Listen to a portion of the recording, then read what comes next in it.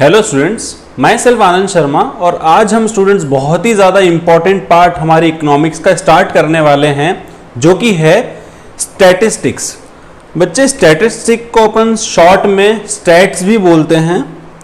तो आज हम हमारा first chapter introduction of stats start करेंगे।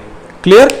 सो बच्चे आपने देखो स्टैट्स बच्चे पहले भी पढ़ी है, ऐसा नहीं है कि बिल्कुल आप स्टैट्स फर्स्ट टाइम पढ़ रहे हो। आपने देखा था 9th एंड 10th की मैथमेटिक्स में आपने कुछ पोर्शन स्टैट्स का पहले कवर करा हुआ है। जैसे कि आपको पता होगा बच्चे, आपने पहले सपोज कोई ग्राफिकल प्रेजेंटेशन किया था सर, जैसे कि बच्चे हिस्टोग्राम, पाई डायग्राम, याद आ रहा है? पाई चार्ट आपने क्रिएट किए थे। क्लियर? उसके बाद में ओजाइव कर्व आप लोगों ने मैथमेटिक्स से पहले बनाने सीखे थे। सर हम तो वो सारी चीजें भूल गए। बच्चे अगर भूल गए तो इस चैप्टर, इस पार्ट के अंदर हम ये सारे के सारे जो पोर्शन आपने पहले मैथ्स में कवर किए हैं, जो कि आपने बहुत पहले इनिशियल लेवल पे, बहुत छोटे लेवल पे आपने समझे थे, उसको हम लोग स्टैट्स के अंदर ब्रीफली कवर करने वाले हैं। क्लियर? तो चलिए स्टार्ट करते हैं बच्चे स्टैट्स। सबसे पहले अगर मैं आपसे पूछूं बच्चे कि what do you mean by stats, stats क्या होती है, तो आप बोलेंगे सर स्टैट्स का मतलब होता है कोई भी नंबर्स या कोई भी क्वांटिटेटिव जो भी डाटा होगा वो सब क्या कहलाता है? स्टैट्स कहलाता है। बच्चे ये तो एक लेमन लैंग्वेज पर्सन हो गई, जिसको स्टैट जिसने नहीं पढ़ी ये डेफिनेशन तो वो भी दे सकता है। तो सर हमारे अकॉर्डिंगली स्टैट्स क्या होगा? बच्चे अपने अकॉर्डिंग जो स्टैट्स होगा उसकी मैं आपको बच्चे एक डेफिनेशन लिखा रहा हूं, आप प्लीज सब नोट कीजिएगा। क्या होता है स्टैट्स? सो स्टैट्स क्या होता है बच्चे? Stats are numerical statements. Stats are numerical statements of facts. Numerical statements of facts in any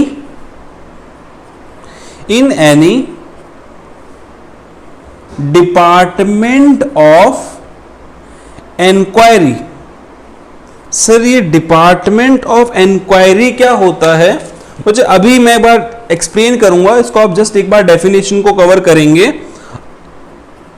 आगे कंटिन्यू करते हैं। Placed in relation to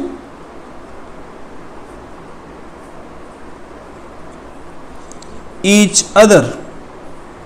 so stats की डेफिनेशन अगर हम बच्चे बात करें, स्टैट्स के मीनिंग की पहले बात करते हैं, तो स्टैट्स हो जाएगा stats are the numerical statements of facts in any department of inquiry placed in relation to each other. मतलब आपस में बच्चे वो इंटर रिलेटेड भी होनी चाहिए, और जो बच्चे न्यूमेरिकल स्टेटमेंट होंगे, जो न्यूमेरिकल डाटा होगा, वो कोई ना कोई बच्चे फैक्ट को रिप्रेजेंट कर रहा हो, कोई ना कोई फैक्ट को रिप्रेजेंट कर रहा हो।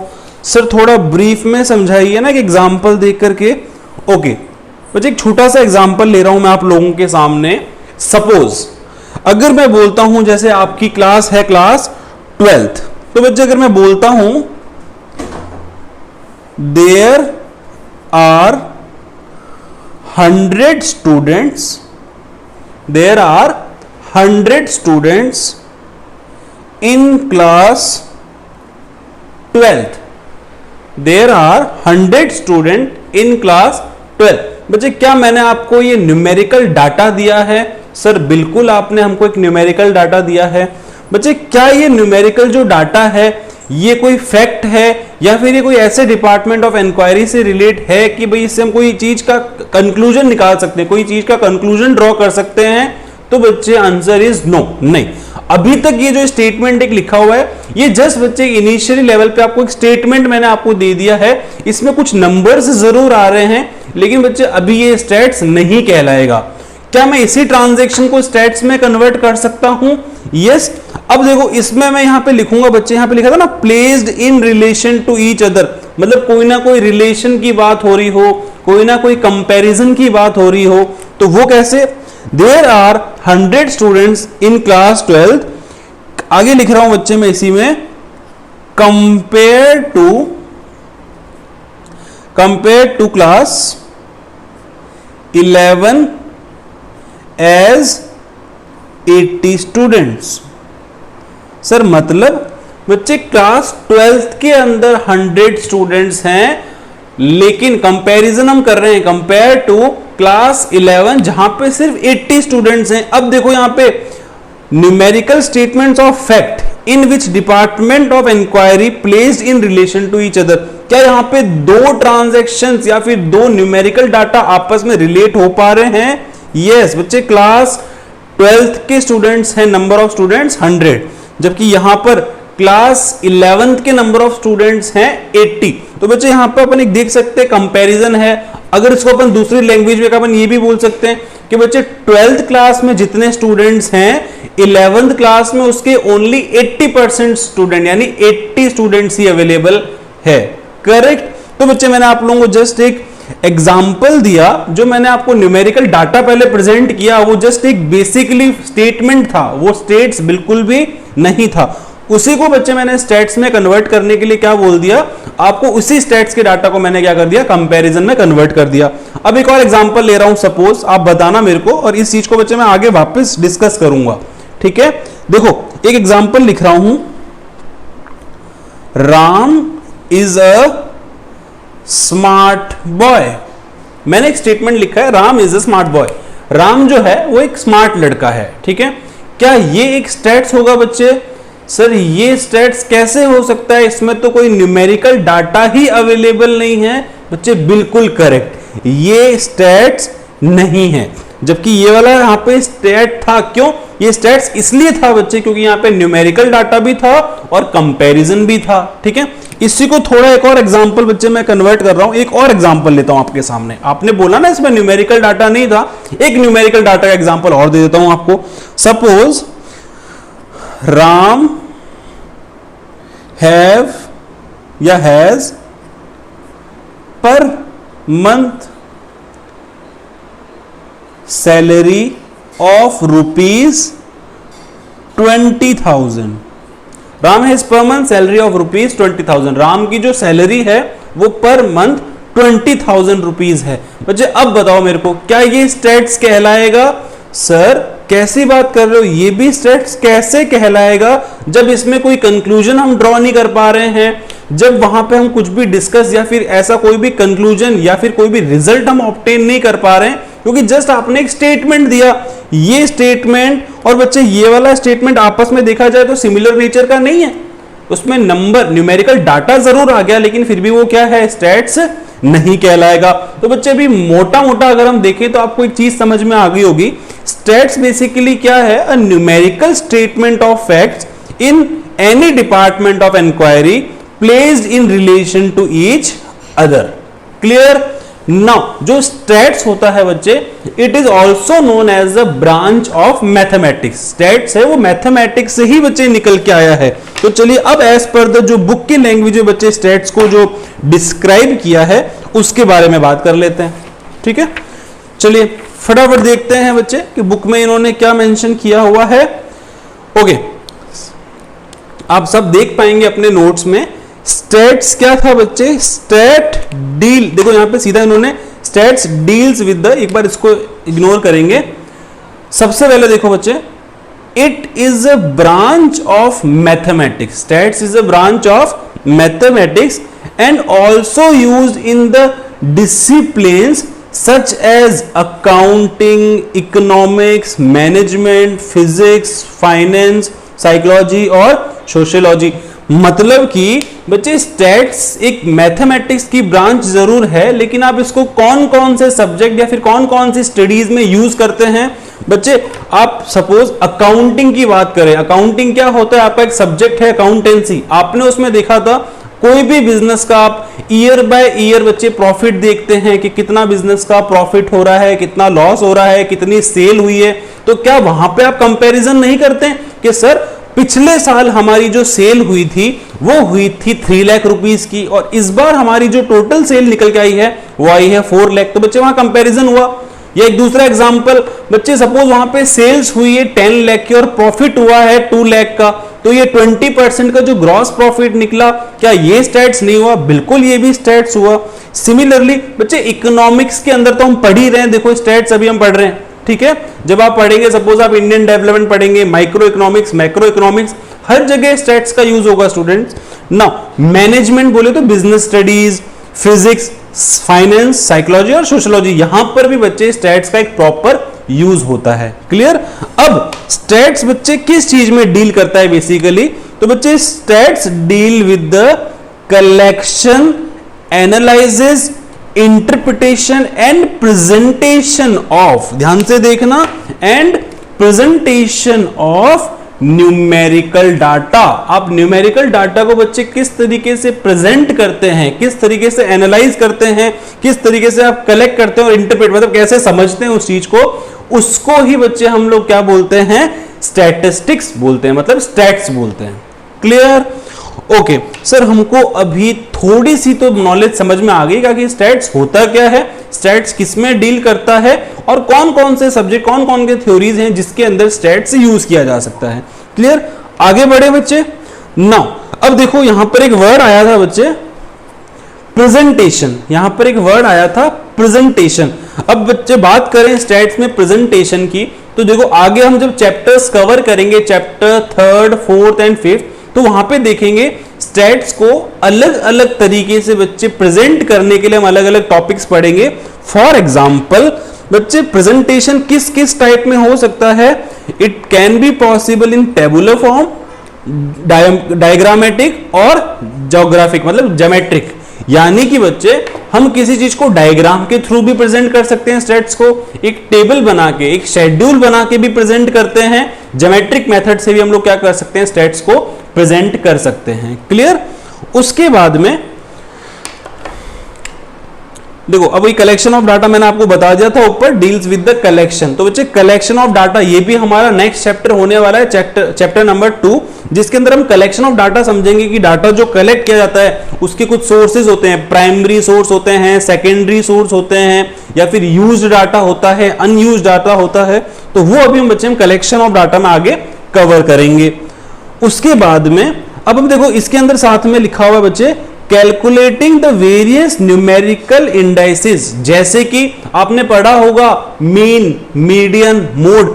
तो बच्चे ये जो है पूरे के पूरे हमारे इसके अंदर हम क्या पढ़ेंगे, जब हम बात करेंगे बच्चे कैलकुलेशन की, जब हम बात करेंगे न्यूमेरिकल कैलकुलेशन की, तो उसमें ये वाले चैप्टर जो चैप्टर नंबर 5, 6 हैं वो बच्चे प्रॉपरली न्यूमेरिकल होने वाले हैं, प्रैक्टिकल चैप्टर्स होने वाले, उसमें इसका यूज होगा।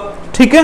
देन लास्ट में बच्चे लिखा हुआ है finally the data are analyse and interpret. जब एक बार डाटा आपने कलेक्ट कर लिया, एक बार डाटा को आपने प्रेजेंट कर दिया किसी फॉर्म में, उसके बाद में लास्ट स्टेप होता है बच्चे उसको कंक्लूजन, उसका कंक्लूजन निकालना, कंपेयर करके अल्टीमेटली किसी रिजल्ट पे पहुंचना। ठीक है। अब बात ध्यान से सुनना बच्चे, जो स्टैट्स होती है उसको दो नाउन्स में हमने, दो इसके टाइप्स में हमने इसको क्या किया है, डिफरेंशिएट किया है। सर कौन कौन से दो टाइप्स बच्चे, दो टाइप्स हमने रखे हैं स्टैट्स में। एक हो जाएगा स्टूडेंट्स हमारा प्लूरल नाउन और एक हो जाएगा हमारा सिंगुलर नाउन। ठीक है सर। अब ये प्लूरल और सिंगुलर ये दोनों नाउन्स में क्या डिफरेंस है, क्या है, तो इसके लिए बच्चे ध्यान से देखना, मैंने आपके नोट्स में डेफिनेशन इसकी डिस्क्राइब की है। Now meaning of statistics in singular sense में बात करते हैं, तो बच्चे ये क्या होता है, it is a collection of numerical facts, it is a collection of numerical facts. जबकि अगर हम बात करें बच्चे प्लूरल सेंस के अंदर यानी प्लूरल नाउन के अंदर, it deals with the, again देखो ध्यान से, collection, presentation, analysis and interpretation of quantitative information. बच्चे सिंगुलर सेंस में, सिंगुलर नाउन में सिर्फ और सिर्फ कलेक्शन की बात कर रहा था, जबकि प्लूरल सेंस के अंदर ये सारे के सारे पॉइंट, चाहे वो बच्चे कैलकुलेशन हो, चाहे वह कलेक्शन हो, प्रेजेंटेशन हो, इंटरप्रिटेशन हो या एनालिसिस हो, वो सारा का सारा पोर्शन बच्चे किस में होने वाला है, कौन से सेंस में, प्लूरल सेंस के अंदर। क्लियर। अब थोड़ा और डिटेल में देखते हैं। In the plural sense it refer to the set of figures और डाटा। तो बेसिकली सेट मतलब कि कंबाइंड बच्चे एक लेवल पे ग्रुप ऑफ फैक्ट्स होगा, ग्रुप ऑफ डाटा होगा, उसको हम लोग प्लूरल सेंस के अंदर कवर करेंगे, जबकि सिंगुलर सेंस में क्या हो रहा था, stats refer to the whole body of the tools that are used to collect the data, organise the data, interpret them and finally draw the conclusion from them. मतलब कि बच्चे बॉडी ऑफ टूल्स की यहां पर बात हो रही है, वो भी किससे रिलेटेड, वो सिर्फ और सिर्फ फोकस कर रही है कैलकुलेशन पे। सो स्टूडेंट्स, सिंगुलर सेंस में अगर हम बात करें तो वहां पे क्या था, कलेक्शन ऑफ न्यूमेरिकल फैक्ट से ही रिलेटेड ये इंफॉर्मेशन थी। चाहे तो वो सोर्स ऑफ कलेक्शन आप कह लो कि बेसिकली आपने कलेक्ट कैसे किया था वो डाटा, कैसे आपने उसको ऑर्गेनाइज किया, मतलब कैसे आपने उसको प्रेजेंट किया, रिप्रेजेंट किया है, आगे उसको आपने किस तरीके से इंटरप्रेट करके उसको आपने क्या किया, रीडेबल या कंक्लूसिव डाटा आपने उसको क्रिएट किया। तो ये बच्चे था बेसिकली सिंगुलर और प्लूरल सेंस के अंदर स्टेट्स को हमने क्या किया, बाइफरगेट किया ना। इसको बच्चे थोड़ा सा अगर और डिटेल में अगर हम देखें, इसको अगर हम थोड़ा सा और एग्जांपल डिटेल में समझें, तो अगर मैं आप लोगों को बोलूं कि सपोज मेरे को इनिशियल लेवल पे कुछ डाटा कलेक्ट करना है, मेरे को इनिशियल लेवल पे कुछ डाटा कलेक्ट करना है। सपोज मैं बाहर गया और मैंने देखा, मैं जानना चाहता हूं सपोज कि आपने ये वर्ड तो सुना ही होगा सर, बिल्कुल सुना है, ये तो हमारा भी फेवरेट है, चलो मेरा भी फेवरेट है। बच्चे बात करते हैं पिज्जा की। सपोज मैं मार्केट में अभी निकला और मैंने कुछ रेस्टोरेंट्स में जाके बात की, मैंने बोला सर मैं एक एनालिसिस कर रहा हूं, मैं देखना चाह रहा हूं कि जो पिज्जा है, जो फास्ट फूड के अंदर जो पिज्जा है, वो अकॉर्डिंग टू द जो आपका टोटल रिसिप्ट होती है, जो आपका टोटल मेन्यू होता है, उसमें से पिज्जा के ऑर्डर्स आपके कितने % आते हैं। मैं वहां काउंटर पे बैठ गया और मैंने देखा बच्चे कि जो भी वहां पे आ रहा था, जो भी फूड ऑर्डर कर रहे थे, मैं बैठ के सबको देखता रहा। मैंने बोला कि देखना है मेरे को ये लोग क्या ऑर्डर करेंगे। मैं टेबल पे बैठ के सबको देख रहा हूं, सब वहां पे रेस्टोरेंट में बैठे हैं, उन्होंने वेटर को ऑर्डर दिया, किसी ने बोला सर 1 पिज्जा, किसी ने बोला चाउमीन, किसी ने और कोई फास्ट फूड का नाम लिया। तो बच्चे जैसे जैसे कोई पर्सन, मैंने वहां पे काउंट कर लिया कि टोटल अभी यहाँ पे रेस्टोरेंट में सपोज 100 पीपल्स हैं, 100 में से 20% ने बच्चे ऑर्डर किया है पिज्जा। तो बच्चे it is a type of collection of data. मैं खुद बाहर गया और मैंने डाटा कलेक्ट किया, फिर सिमिलरली मैं नेक्स्ट डे भी गया बाहर, मैंने डाटा कलेक्ट किया, फिर अगले दिन मैं गया वापस मैंने डाटा कलेक्ट किया। ऐसे करके मैंने सपोज 3 दिन का डाटा चेक किया। पहले दिन 20 ऑर्डर आए थे पिज्जा के, नेक्स्ट डे 25 हो गए, उसके बाद 30 हो गए। फिर मैंने देखा कि ये जो डाटा है इसको मैंने एक अलग तरीके से प्रेजेंट किया। मैंने बोला कि जिस दिन 20 ऑर्डर्स आए थे पिज्जा के, उस दिन रेस्टोरेंट में पीपल्स थे कितने, 100। जब 25 आए तो वहां पे थे मेंबर्स ऑलमोस्ट 120। जब 30 आए थे तो यहां पे ऑर्डर थे 150। मतलब मैंने बच्चे प्रॉपरली डाटा को क्या किया, एक प्रॉपर वे में प्रेजेंट किया, ताकि उस डाटा को यूज करके मैं किसी कंक्लूजन तक पहुंच सकूं। फिर मैंने बच्चे इस डाटा को प्रॉपरली मेरी रिसर्च के लिए यूज किया और मैंने ऐसा कुछ कंक्लूजन निकाला होगा। ठीक है, तो अभी आपने देखा जो मैंने डाटा प्रॉपरली, ये पहले क्या किया मैंने, जो बच्चे बॉडी ऑफ टूल मैंने यूज किया कलेक्शन के लिए, मैं खुद बाहर गया और मैंने डाटा कलेक्ट करना स्टार्ट कर दिया। इसको बोलते हैं बच्चे प्राइमरी सोर्स ऑफ डाटा। मतलब कि मैंने ये प्राइमरी डाटा है, ये इनिशियल लेवल पे डाटा कलेक्ट मैंने ही किया है। अगर यही डाटा मेरा कोई और पर्सन यूज कर ले तो वो सेकेंडरी डाटा कहलाएगा। हम आगे सेकेंड चैप्टर में इसके बारे में डिटेल में डिस्कस करेंगे कि कलेक्शन ऑफ डाटा क्या होता है। अभी आपको मैंने जस्ट एक एग्जांपल दिया सिंगुलर सेंस के वे में। ठीक है, मैंने क्या किया था बच्चे, use to collect the data. मैंने कौन सा प्रैक्टिकल तरीका अपनाया, मैं खुद जाके वहां बैठ गया, मैंने डाटा कलेक्ट किया, फिर मैंने उसको प्रॉपर एक वे में ऑर्गेनाइज किया, फिर मैंने उसको इंटरप्रेट किया कि अगर जनरली देखा जाए, सपोज इंटरप्रेट कैसे, मैंने परसेंटेज निकाल लिया। मैंने बोला 10 to 15% अप्रोक्स जो पॉपुलेशन है वो जो आ रही है रेस्टोरेंट में, वो क्या ऑर्डर कर रही है, पिज्जा ऑर्डर कर रही है। तो बच्चे मैं कंक्लूजन तक पहुंचा। ठीक है, वो मैंने वहां से अपना क्या किया, कंक्लूजन ड्रॉ किया। आई होप यहां तक आपको ये चीज समझ में आ गई होगी कि कैसे फाइनली ये जो प्लूरल सेंस है वो सिंगुलर सेंस से कैसे डिफरेंस हुआ। जबकि देखो इसके अंदर बच्चे क्या था, it deals with the collection, presentation, analysis, interpretation of quantitative information. Quantitative information मतलब इनके पास तो डाटा पहले हर तरीके का पहले डाटा आ गया। ठीक है, सेट ऑफ डाटा, मतलब सिर्फ एक तरह का डाटा नहीं, पिज्जा का हो गया, सैंडविच का हो गया, हर तरीके का डाटा आया। इन्होंने इसको प्रॉपरली बच्चे सारे के सारे स्टेप्स लगाए, चाहे इसने कलेक्शन पहले किया होगा डिफरेंट टाइप्स का डाटा, फिर उसको प्रेजेंट किया होगा, उसको एनालाइज किया होगा, उसको इंटरप्रेट करके लास्ट में उसका क्या किया बच्चे, क्वांटिटेटिव इंफॉर्मेशन को एक रीडेबल स्टेटमेंट के अंदर उसको लेके आए, जिससे हम कंक्लूजन उसका क्या कर सके, ड्रॉ कर सके। क्लियर? तो ये बच्चे छोटा सा इन दोनों के बीच में डिफरेंस था। इसकी मैं आपको टेबल एक प्रोवाइड करूंगा नोट्स में, आप वो टेबल ध्यान से देख के इसके दो डिफरेंसेस बच्चे याद कर लेना, ठीक है। नाउ अब हम आगे बढ़ते हैं, नाउ अब हम जो बच्चे स्टैट्स पढ़ रहे हैं वो हम किसके अंदर पढ़ रहे हैं, जो मेन हम पार्ट है इकोनॉमिक्स की बात कर रहे हैं। तो बच्चे इकोनॉमिक्स क्या होती है, what do you mean by economics? अभी इस लेवल पे इकोनॉमिक्स की डेफिनेशन इतनी इंपॉर्टेंट आप लोगों के लिए नहीं है, जस्ट फॉर द नॉलेज मैंने यहां पे डिस्क्राइब कर रखी है डेफिनेशन, मैं आप लोगों के साथ एक बार ये शेयर कर रहा हूं। क्लियर? सबसे पहले इकोनॉमिक्स क्या होती है बच्चे? Economics is the study of how people and society choose to employ scarce resources. Sir ये स्कार्स क्या होता है? स्कार्स क्या होता है बच्चे? जब कभी भी रिसोर्सेज लिमिटेड होते हैं, सपोज अगर मान लो रिसोर्सेज लिमिटेड है और उन रिसोर्सेज की नीड वांट्स बहुत ही ज्यादा है, मार्केट में अनलिमिटेड है। सर कैसे बच्चे? देखो आपने देखा होगा कभी कभी प्याज के जो रेट होते हैं, ठीक है, ऑनियन जो होते हैं उसकी रेट बहुत ज्यादा हाई हो जाते हैं। क्यों? Due to the scarcity. कैसे बच्चे? मार्केट में प्याज की डिमांड तो बहुत आ रही है, लेकिन जो उसकी सप्लाई है, जो उसका प्रोडक्शन है वो कम हो जाता है। या फिर मान लो कोई ऐसे बड़े बड़े प्रोड्यूसर हैं उस चीज के, जिन्होंने क्या करा, उस चीज को स्टोर करके रख लिया। अब मार्केट में वो चीज आ नहीं रही है, तो लोग उसको परचेज करने के लिए ज्यादा से ज्यादा पे करने के लिए रेडी हो गए। इसको डिमांड और सप्लाई बच्चे कॉन्सेप्ट बोला जाता है, हम आगे समझेंगे। अभी जस्ट देखोगे मैं यहाँ पे स्कार्सिटी वाला कॉन्सेप्ट आपको समझा रहा हूं। तो ये जो प्रॉब्लम अराइज हुई बच्चे इन्फ्लेशन की, जो प्राइसेस बढ़ने लग गई, ये क्यों हुआ ऐसा? Due to the scarcity. Scarcity mean resources, यानी प्याज तो है लिमिटेड, लेकिन उसकी जो वांट है, नीड्स हैं, वो क्या है?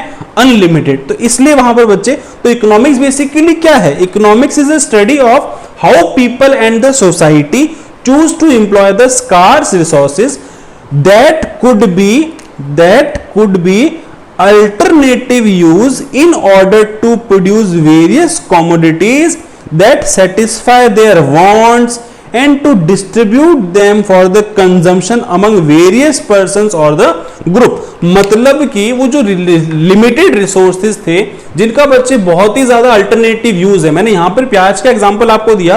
अब सपोज एक और एग्जांपल दे रहा हूं, एक पर्सन है, उसकी सैलरी है 10,000, तो उसके लिए वो रिसोर्सेज है 10,000, दैट्स इट। अब उसको 10,000 में बच्चे अपनी सारी नीड्स पूरी करनी है, जैसे फूड, शेल्टर, रोटी, कपड़ा, मकान, उसको सारी चीजें फुलफिल करनी है, एजुकेशन। अब वो अपने उस 10,000 की सैलरी को कैसे डिस्ट्रीब्यूट करता है अपनी सारी की सारी वांट्स को सेटिस्फाई करने के लिए, इस स्टडी को ही अपन क्या बोलते हैं बच्चे? इकोनॉमिक्स बोलते हैं। अभी के लेवल पे आपको बस इतना ही समझना है। आगे डिटेल में बच्चे आप इकोनॉमिक्स, जब आप माइक्रो इकोनॉमिक्स या मैक्रो इकोनॉमिक्स कवर करेंगे फ्यूचर में, तब हम आपको ये और ज्यादा डिटेल में एक्सप्लेन करेंगे, ठीक है। नाउ आगे चले, यहां तक सारे कॉन्सेप्ट्स क्लियर?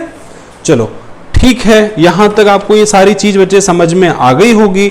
चलो अब एक काम करते हैं बच्चे, बात कर लेते हैं कि आखिर कैरेक्टरिस्टिक्स क्या होते हैं स्टैट्स के। सर कैरेक्टरिस्टिक्स मींस बच्चे उसके फीचर्स, कैरेक्टरिस्टिक्स बोले तो स्टैट्स के फीचर्स के, इसमें कौन कौन से आपने ऐसे की पॉइंट्स थे जो आपने स्टैट्स में देखे। चलो सबसे पहले बच्चे जो की पॉइंट आप लोगों को दिख रहा होगा, दैट इज द, क्या लिखा हुआ है? Stats are the aggregates of facts. बच्चे एग्रीगेट का मतलब होता है सम टोटल, मिलाकर, मतलब एक लार्ज नंबर पे क्या करना बच्चे? फैक्ट्स को कलेक्ट करना, एग्रीगेट करना। इसमें क्या लिखा हुआ है? It means a single figure is not stats. जो मैंने आपको एग्जांपल दिया था, कौन सा वाला बच्चे? 12th क्लास में 100 स्टूडेंट्स हैं, तो it is a single statement और अ सिंगल फैक्ट। इसको हम स्टैट्स नहीं बोल सकते। तो पहली चीज तो यही आती है निकल के कि stats are aggregates of facts.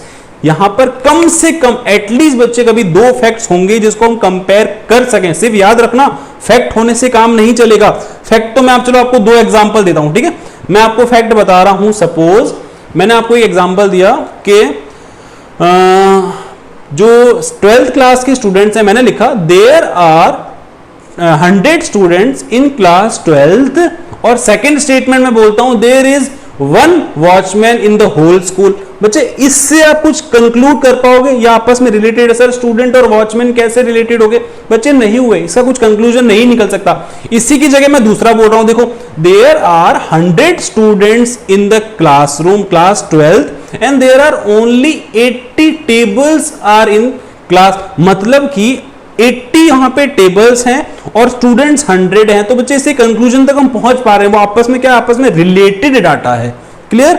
Next बच्चे पॉइंट की बात करें, ये बच्चे एग्जांपल आप पढ़ लीजिएगा। नेक्स्ट पॉइंट की बात करें, stats are affected by the number of factors. बच्चे स्टेट्स होता है वो सिंगल एक जो उसके जो बेसिकली जो उसके फैक्टर्स होते हैं उसको जो अफेक्ट करते हैं वो बहुत सारे होते हैं। सर जैसे कि बच्चे फॉर एग्जांपल मैं अगर बात करूं आपके कि मैं बोल रहा हूं कि एक जो प्रोडक्ट है उसकी सेल, एक प्रोडक्ट है, सपोज आपने एक नया प्रोडक्ट, मैं आपके सामने एक प्रोडक्ट, सपोज ये मैंने आपको बोला एक मार्कर, मेरे पास एक ये मार्कर पेन है, इसकी जो सेल है, सपोज ये कंपनी बोलती है हमने ऐसे 1 लाख मार्कर सेल किए थे इस साल, ठीक है। तो बच्चे जो ये एक साल में उन्होंने 1 लाख सेल किए बच्चे मार्कर, इसकी जो प्रॉपरली जो सेल थी वो बच्चे बहुत सारे फैक्टर्स पे डिपेंड करती है। अगर वो फैक्टर्स को थोड़ा सा चेंज कर दें तो मे बी पॉसिबल ये जो सेल का डाटा है, जो स्टैट्स हैं वो चेंज हो जाए। सर कैसे? बच्चे आपको पता होगा किसी भी जो प्रोडक्ट का जो मेन फैक्टर होता है वो होता है उसकी प्राइस। सपोज ये जो पेन था, अभी मान लो ये 20 रुपीज का है मार्कर और इसकी प्राइस 50 रुपीज हो जाती है। अगर मान लो कंपनी बोलती है आज से इस मार्कर पेन की प्राइस 50 है, तो क्या वो कंपनी इस पेन को जिन्होंने 1 लाख जो पीसेस सेल किए थे, क्या ये और अभी अगले साल भी 1 लाख सेल कर पाएंगे? तो बच्चे ऐसा बिल्कुल भी नहीं हो पाएगा, बिकॉज उन्होंने इसकी प्राइस नियर बाय मतलब 100% से भी डबल कर दी है। मतलब कि उन्होंने क्या कर दिया, इसकी प्राइस डबल से भी ज्यादा बढ़ा दी है। तो मे बी पॉसिबल मार्केट में, आपने आगे पढ़ेंगे, जब प्राइस किसी चीज की इंक्रीज होती है उसकी डिमांड क्या हो जाती है, डिक्रीज हो जाती है। तो प्राइस ने क्या किया बच्चे, हमारा ये फैक्ट चेंज कर दिया। सिमिलरली बच्चे क्वालिटी, अगर मैं बोलूं इसकी क्वालिटी इस साल तो उन्होंने बहुत अच्छी क्वांटिटी सेल की क्योंकि इसकी क्वालिटी बहुत अच्छी थी, अगर आगे जाके ये इस क्वालिटी बेकार कर देते हैं या घटिया कर देते हैं तो क्या इसकी सेल पे फर्क पड़ेगा? बिल्कुल। क्वालिटी अच्छी कर दी तो सेल बढ़ जाएगी, क्वालिटी खराब कर दी तो सेल कम हो जाएगी। मतलब ये जो हमारा स्टैट्स का डाटा था, फैक्ट था, वो क्या हो रहा है बच्चे, चेंज हो रहा है। ठीक है। अब बच्चे ऐसे ही बहुत सारे फैक्टर्स होते हैं, कंपटीशन हो गया, इनकम ऑफ कंज्यूमर हो गया एंड सो ऑन, ऐसे बहुत सारे फैक्टर्स होते हैं। ज्यादा डिटेल की जो फैक्टर्स है बच्चे, ये फैक्टर्स अफेक्टिंग डिमांड के अंदर आप फ्यूचर में कभी पढ़ोगे। ठीक है। Now stats are affected by the number of factors. तो ये पॉइंट मैंने आपको बता दिया कि बहुत सारे फैक्टर्स होते हैं जो बेसिकली स्टैट्स के जो फैक्ट्स होते हैं उसको क्या करते हैं, अफेक्ट करते हैं। उसके बाद में बच्चे stats must be reasonably accurate, मतलब कि बच्चे जो डाटा है, जो आपने बोला था कलेक्शन ऑफ डाटा, वो डाटा एक्यूरेट होना चाहिए। सपोज फॉर एग्जांपल मैं वो रेस्टोरेंट, मैंने आपको एग्जांपल दिया रेस्टोरेंट वाला, पिज्जा वाला, मैं मान लो वहां पे ऐसा करता, मैं वहां पे बैठा, मैंने देखा कस्टमर्स, मैं देख रहा हूं वहां पे वेट कर रहा हूं, पहले 1 घंटे में 5 कस्टमर आए, तो मैंने लिख लिया कि भाई आज की जो सेल की, जो मैंने देखा था ना फर्स्ट डे की 20 पिज्जा सेल हुए थे, तो मैंने बोला 5 पिज्जा सोल्ड आज की डेट में। फिर क्या हुआ, मेरे किसी फ्रेंड का फोन आया, मैं रेस्टोरेंट से उठ के 2 घंटे के लिए गायब हो गया। अब मुझे नहीं पता वहां पे 2 घंटे के बीच में बच्चे वो जो टाइम था, जो टाइम ड्यूरेशन था जब मैं वहां पे नहीं था, तो कितने पिज्जा सेल हुए मेरे को कोई आइडिया नहीं है। मैं वापस आया, मैंने वापस अपनी कैलकुलेशन करनी स्टार्ट कर दी, 5 तो पहले थे ही, फिर मैंने आगे कैलकुलेट किया कि वहां पे चलो 10 और आए, तो पूरे दिन में पिज्जाज हुए कितने, 15। जबकि बच्चे पिज्जा जो 5 पिज्जा यहाँ पे मिसिंग हो गए, वो वाले थे जब मैं वहां पे था नहीं। तो क्या ये डाटा एक्यूरेट था? बिल्कुल भी नहीं सर, ये डाटा कलेक्शन के टाइम ही आपसे कुछ गलती होगी, तो ये डाटा क्या था, एक्यूरेट नहीं था। अगर कोई भी बच्चे स्टैट्स का डाटा एक्यूरेट नहीं होता है तो उसका कंक्लूजन या फिर जो उसका रिजल्ट है वो भी क्या है बच्चे, गलत ही निकलेगा, वो भी कभी सही नहीं निकलेगा। तो wrong figures if analysed will leads to the बच्चे एरनियस कंक्लूजन, मतलब बच्चे कंक्लूजन जो उसका रिजल्ट निकलोगे वो क्या होगा, गलत होगा। और वो जो कंक्लूजन है बच्चे, क्योंकि वो एक्यूरेट फिगर पे नहीं था, अगर फिगर्स एक्यूरेट होते तो वो रिजल्ट भी एक्यूरेट होता। क्लियर। उसके बाद में stats must be collected in a systematic manner, बच्चे जो डाटा होता है वो एक सिस्टमैटिक मैनर में ही क्या होना चाहिए, कलेक्ट होना चाहिए। ऐसे ही रैंडम तरीके से जैसे मन किया अपने डाटा को नोट कर दिया, वैसा बिल्कुल भी नहीं होना चाहिए। जैसे कि if the data are collected in a haphazard manner, they will not be reliable and will lead a misleading conclusion। मतलब अगर प्रॉपरली बच्चे डाटा अगर सही तरीके से कलेक्ट भी नहीं किया जाए तो वो भी जो रिजल्ट होगा, कंक्लूजन होगा, उसको बच्चे वो रॉन्ग प्रूव कर देगा, मतलब कंक्लूजन गलत निकलेगा। नेक्स्ट है collected in systematic manner for a pre determined purpose.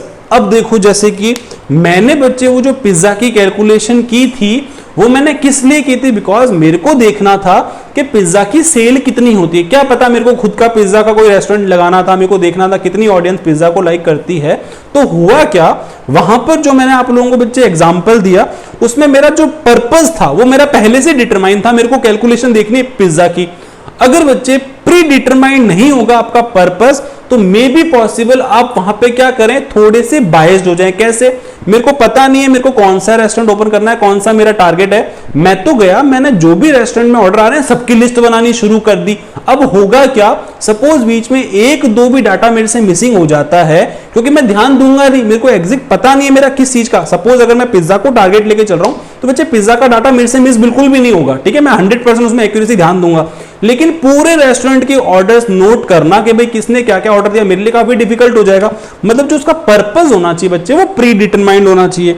Next, stats should be placed in relation to each other. आपस में वो क्या होने चाहिए, रिलेटेड। तो मेन बच्चे फीचर था मैंने जो आपको एक्सप्लेन किया था, if one data collected unrelated to each other then such data will be confusing and will not lead to the any logical conclusion। अगर वो रिलेटेड नहीं है तो उसका कोई भी बच्चे कंक्लूजन नहीं ड्रॉ कर सकते। जैसे मैंने आपको टेबल और स्टूडेंट्स का कंक्लूजन बता दिया कि ऐसे कैसे पॉसिबल है, जब आप बच्चे 100 हैं आपकी क्लास में तो टेबल्स 80 क्यों है, या तो टेबल्स को 100 कर दो या स्टूडेंट्स को 80 रखो, दूसरी किसी क्लास में स्टूडेंट्स को बैठाओ, ठीक है, तो कंक्लूजन तक पहुंच पा रहे हैं। जबकि वॉचमैन और वो जो स्टूडेंट था उसका कोई भी कंक्लूजन डिस्क्राइब नहीं हो पा रहा था। क्लियर, आई होप बच्चे आपको कैरेक्टरिस्टिक्स ऑफ द स्टेट्स बहुत अच्छे से समझ में आ गए होंगे। तो टोटल बच्चे जो 6 स्टेटमेंट्स हैं यहाँ पे कैरेक्टरिस्टिक्स हैं, फीचर्स भी बोलते हैं इसको, इसमें से आपको नियर बाय बच्चे 3 to 4 क्या करने हैं, टिप्स पे याद हो जाने चाहिए। कोई भी जो आपको इजी लगे वो आप याद कर लेना, ठीक है।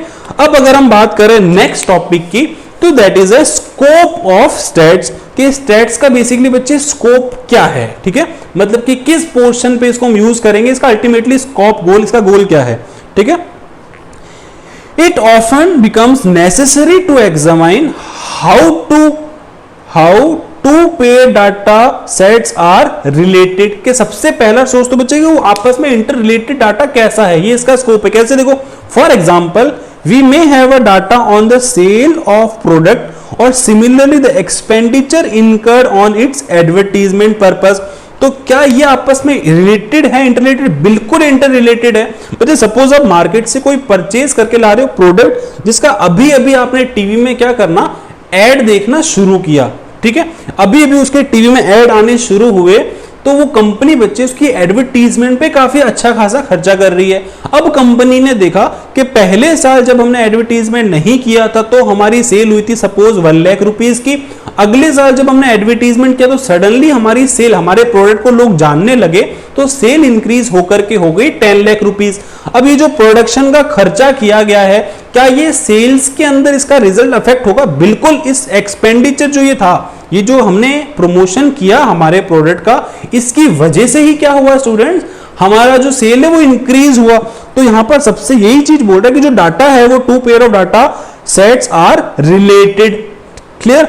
नेक्स्ट, सिचुएशन ऑकन quite often when it required averaging और टोटलिंग। ठीक है, अब देखो ये बहुत ही ज्यादा बच्चे की इंपॉर्टेंट पॉइंट है। जब मैं इसके लिमिटेशंस बताऊंगा आप लोगों को तो मैं आपको एक छोटी सी स्टोरी डिस्क्राइब करूंगा, आपको काफी फनी लगेगी, लेकिन वो चीज जो होगी बच्चे, वो जो स्टेटमेंट एग्जांपल मैं दूंगा आपको, ये चीज वहां पे बहुत अच्छे से क्लियर हो जाएगी। तो याद रखना ये वाला जो पॉइंट है टोटलिंग और एवरेजिंग, ये लिमिटेशन के अंदर आएगा, तब हम इसको बहुत अच्छे से वापस कवर करेंगे। अभी के लिए फिलहाल देख लो आप, डाटा ऑन द प्राइजेस और the quantities expressed in the different measurement.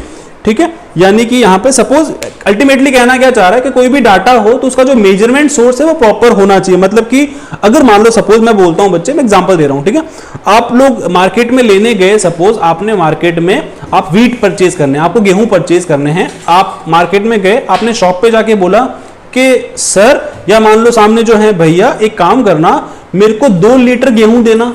अब बच्चे ये जो मैंने मेजरमेंट किया, क्या गेहूं लीटर्स में कैलकुलेट किया जाता है क्या? नहीं सर, वो तो वेट केजी में कैलकुलेट किया जाएगा। तो यहां पर बात आ रही है मेजरमेंट्स की, कि यहां पे जो सिचुएशन कर, अगर आपके बच्चे जो मेजरमेंट्स लिए हैं वो अपने एवरेजिंग टोटल डाटा को प्रॉपर वे में, प्रॉपर उसकी क्वांटिटी जो मेजरमेंट वाली है उसमें अगर आपने यूज नहीं किया तो वो और ज्यादा क्या हो जाएगा, डिफिकल्ट हो जाएगा। तो यहां पे इसीलिए लिखा हुआ था data on the price and the quantities expressed in different quantities of measurement. अब जैसे कि ये स्कोप इसलिए बता रहा है बच्चे, इसका हमने ये तो समझ लिया मेजरमेंट ऑफ डाटा करना है। बच्चे देखो, वीट का और सपोज कपड़े का मैं आपस में कोई भी रिलेशन नहीं बता सकता। क्यों? दोनों का मेजरमेंट का जो है क्वांटिटी जो मेजर की जाएगी वो मेजरमेंट यूनिट अलग है। कपड़े को बच्चे मीटर्स के अंदर हम कैलकुलेट करेंगे, गेहूं को हम लोग केजी में डिनोट करेंगे।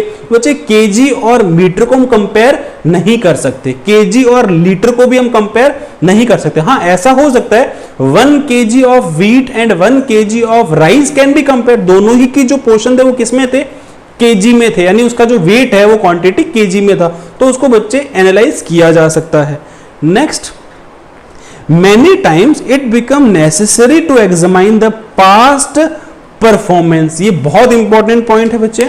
अगर सपोज हम किसी भी अल्टीमेट प्रॉपर एक कंक्लूजन पे पहुंचना चाहते हैं तो उसके पहले जो हमने कभी कंक्लूजन, पास्ट एक्सपीरियंसेस जो उसके रहे थे उसको हमें इंक्लूड करना बहुत जरूरी हो जाता है।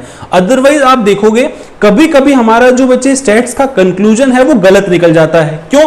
क्योंकि बच्चे कुछ सर्टन एक्स्ट्रा ऑर्डिनरी वहां पे आइटम्स आ जाते हैं जिससे वो डाटा क्या हो जाता है, अफेक्ट हो जाता है। सपोज मैं बोलता हूं लास्ट ईयर हमारी जो इनकम थी, सेल थी, जो हमारे पास जो रिसिप्ट हुई थी, सेल गलत हो जाएगा, जो रिसिप्ट हुई थी पूरे साल में हमारे पास जो पैसा आया था बिजनेस से वो था सपोज 1 लाख रुपीज, और इस साल हमारे पास पैसा आया है 11 लाख रुपीज। तो आप बोलोगे सर एक साल में इतना क्या चेंज हो गया कि आपकी रिसिप्ट 10 लाख से बढ़ गई? बच्चे हुआ ये कि मैंने मेरी कोई बिजनेस की प्रॉपर्टी थी वो मैंने सेल कर दी, उससे मेरे को 10 लाख रुपीज मिल गए। अब अगर देखो ये मैं चीज कंपेयर नहीं करता तो मैं पूरे 11 लाख को मेरी रिसिप्ट मानता, लेकिन अब मेरे को पता चल गया ये 11 लाख में से 10 लाख तो बच्चे एक एक्स्ट्रा ऑर्डिनरी आइटम है, एक एक्स्ट्रा ऑर्डिनरी आइटम है जो बिजनेस की प्रॉपर्टी सेल करने से मेरे पास पैसा आया है। तो अब आप देखो कंक्लूजन निकालेंगे तो अब इजीली इसने अपने डाटा को करेक्ट नहीं कर दिया। करेक्ट कैसे हुआ? बिकॉज आपने क्या चेक किया, अपना पास्ट एक्सपीरियंस या पास्ट परफॉर्मेंस जो थी उसको आपने क्या किया, कंसीडर किया। ठीक है, for example when engage in the production of the commodity monthly product sale are important measure for evaluating the performance. इन्होंने इसी वे में बोला कि अगर मंथली परफॉर्मेंस देखा जाए, सपोज एक महीने में सेल हो रही है 10,000 रुपए, तो इजीली कंक्लूज, अब इस चीज का इजीली कंक्लूजन इसका निकाला जा सकता है कि पूरे साल में आपके अगर महीने की 10,000 है तो पूरे साल की 1,20,000 अप्रॉक्स होनी चाहिए। अगर कुछ ज्यादा ऊपर नीचे होता है तो आपको उसका बच्चे पर्पस, उसका रीजन ढूंढना पड़ेगा कि ऐसा क्यों हो रहा है। ठीक है, तो ये बच्चे 3 पॉइंट्स हमने स्कोप्स के कवर किए। ठीक है, अब बच्चे हम बात कर रहे हैं इसके अंदर इंपॉर्टेंस ऑफ स्टेट्स। ठीक है, ज्यादा तो नहीं होगा, ओवरलोडेड हो गए। क्या पता चला कि सर आपने इतने सारे टॉपिक्स कंटिन्यू सारे के सारे डिस्कस कर लिए और अब चीजें बाउंसर जा रही है, ऊपर जा रही है। बच्चे जो पहले के 2-3 चैप्टर्स हैं ये थोड़े से बच्चे प्रॉपरली थ्योरी को डिनोट कर रहे हैं, तो अब देखो इसमें थोड़ा सा आपको बोरिंग लगेगा, लेकिन बच्चे जो टॉपिक्स हैं ये स्कोरिंग है, इसमें आप इजीली बच्चे एक बार समझ करके पढ़ करके इसका जब आप एग्जाम में आंसर लिखेंगे तो आपको full out of full marks भी बच्चे इसमें मिल सकते हैं। क्यों? क्योंकि बच्चे कॉन्सेप्ट हैं जो आपको जस्ट समझने हैं कि स्टेट्स क्या होगा, इंपॉर्टेंस क्या होगा, लिमिटेशन, आपको सारे पॉइंट्स टिप्स पे क्या हो जाने चाहिए, याद हो जाने चाहिए। तो एक काम करते हैं, आज के लिए अपन इतना ही करते हैं, आज का सेशन अपन यही ओवर करते हैं। जो इसका नेक्स्ट पार्ट है, जो इंपॉर्टेंस और लिमिटेशन इसके बचते हैं, वो हम करेंगे बच्चे नेक्स्ट क्लास के अंदर। ठीक है, तो आज के लिए इतना ही, bye, take care. I hope students आपको आज की हमारी क्लास बहुत अच्छे से समझ में आई होगी। ऐसे ही और वीडियो लेक्चर्स देखने के लिए हमारे यूट्यूब चैनल आनंद कॉमर्स एकेडमी सब्सक्राइब करें। वीडियो पसंद आया तो लाइक करें, और अगर आपके कोई भी क्वेश्चंस हो, कोई भी डाउट्स हो तो नीचे कमेंट करें।